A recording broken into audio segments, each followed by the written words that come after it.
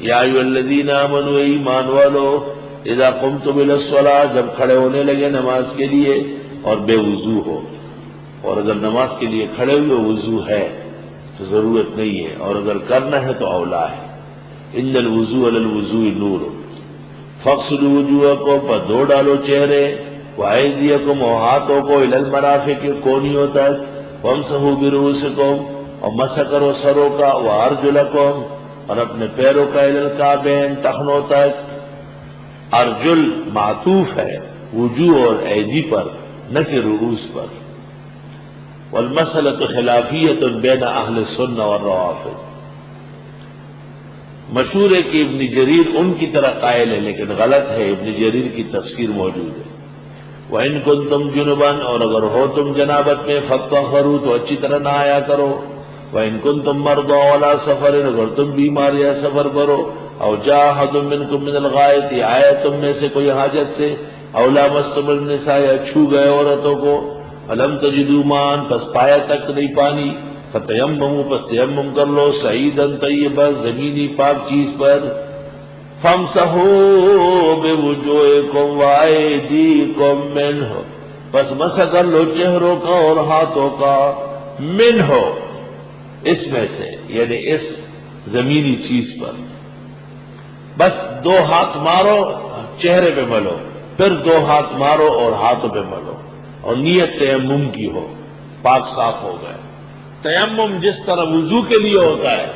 اس طرح جنابت اور نفاس کے لیے بھی ہوتا ہے، وہی پاک صاف ہو جاتی ہے۔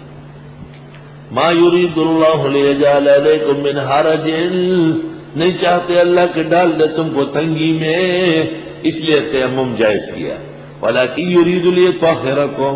لیکن چاہتے کہ پاک کرے تمہیں، ولیتم نعمتہ علیکم اور تاکہ پورا کرے احسانات تم پر، لعلکم تشکرون تمہیں شکر کرنا چاہیے۔ واذکروا نعمت اللہ علیکم یاد کرو خدا کے احسانات تم پر،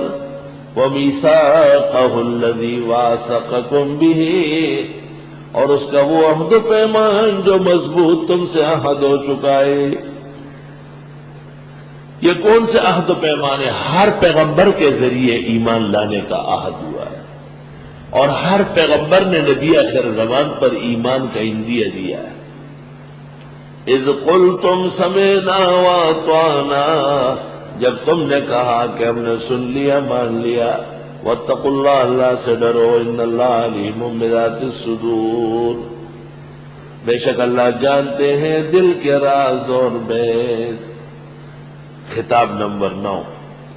یا ایھا الذین آمنوا ایمان والو کونوا، خطاب نمبر 4، کونوا قوامین للہ شہداء بالقسط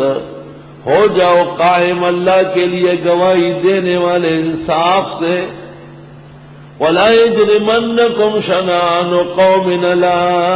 الا تعدلوا اور آمادہ نہ کرے تم کو دشمنی کسی قوم کی کہ انصاف نہ کرو، الی الا تعدلوا اعدلوا انصاف کرو، هو اقرب للتقوی یہ زیادہ نزدیک ہے پرہیزگاری کے، واتقوا اللہ اللہ سے ڈرو، ان اللہ خبیر بما تعملون وعد اللہ الذین آمنوا وعملوا الصالحات لهم مغفرۃ واجر عظیم وعدہ کیا اللہ نے ایمان والوں اور عمل نیک والوں سے مغفرت و اجر عظیم کا، والذین کفروا وکذبوا بآیاتنا اولئک اصحاب الجحیم وہ لوگ جنہوں نے کفر کیا تکذیب کی ہماری آیتوں کی وہ جہنمی ہیں۔ یا ایھا الذین آمنوا خطاب نمبر 5، اے ایمان والو اذکروا یاد کرو نعمت اللہ علیکم خدا کا احسان جو تم پر ہوا، اذ ہم قوم ان یبسطوا الیکم ایدیہم جس وقت ارادہ کیا ایک قوم نے کہ بڑھائے تمہاری طرف اپنا ہاتھ،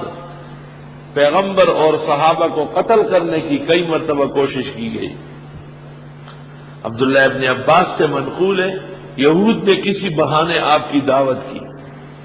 آپ صحابہ سمیت وہاں بیٹھے ہوئے تھے اور انہوں نے دوسری طرف سے